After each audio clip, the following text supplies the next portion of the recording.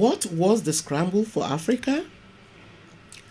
How did Ethiopia manage to resist being colonized during the scramble? Welcome. This is the Sankofa Pan African series. Really glad to have you here. Please click on the subscription button if you are not already subscribed. Thank you. Between 1884 and 1885, 13 European countries, hungry for raw materials and power, in cahoots with the United States of America, met in Berlin to decide the rules and regulations of African colonization. Colonization had, of course, been going on for centuries, and it was the cause of several clashes between greedy colonizing European countries. As such, they decided to allot parcels of Africa to individual European countries.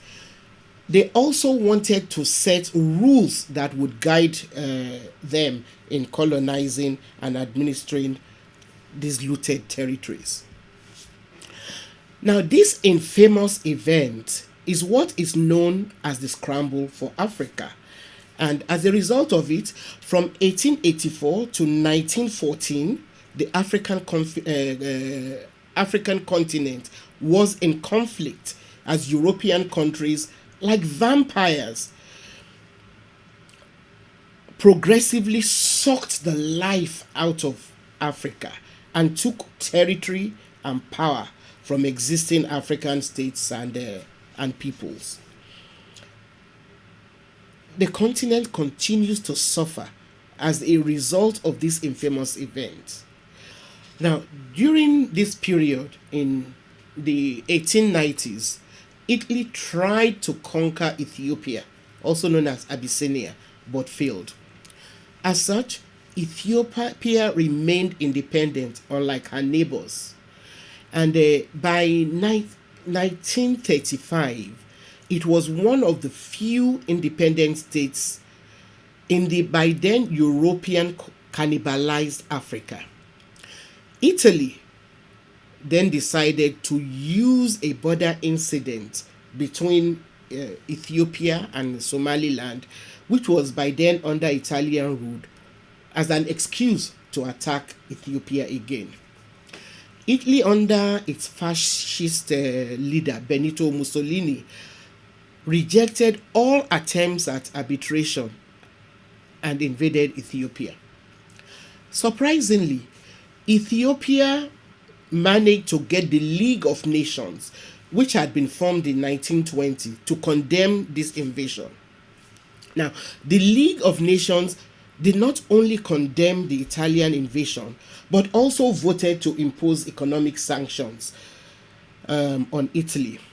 However, the sanctions were ineffective because although Mussolini's aggression was viewed with disfavor by the British and other European countries who had various interests in Africa, other Europeans who had no real motivation saw nothing wrong with Mussolini's attack. One good thing, if one might call it that came out of Italy's attempts to keep invading Ethiopia was that it drew attention to Italy's imperialist aspirations, and it now led to crisis and tensions between the fascist states and the Western democracies. It was also a major rallying point, especially after World War II, for African nationalist movements. Many Africans emerged from the Second World War determined to fight for their independence. The Ethiopian royal family is currently non-regnant. Members of the family who were in Ethiopia at the time of the 1974 revolution, which ousted Emperor Haile Selassie, were either imprisoned or and others exiled. Now, the Derg regime, which came into power after the monarchy was sacked, released the women of the dynasty from prison in 1989, while the men were only released in 1990.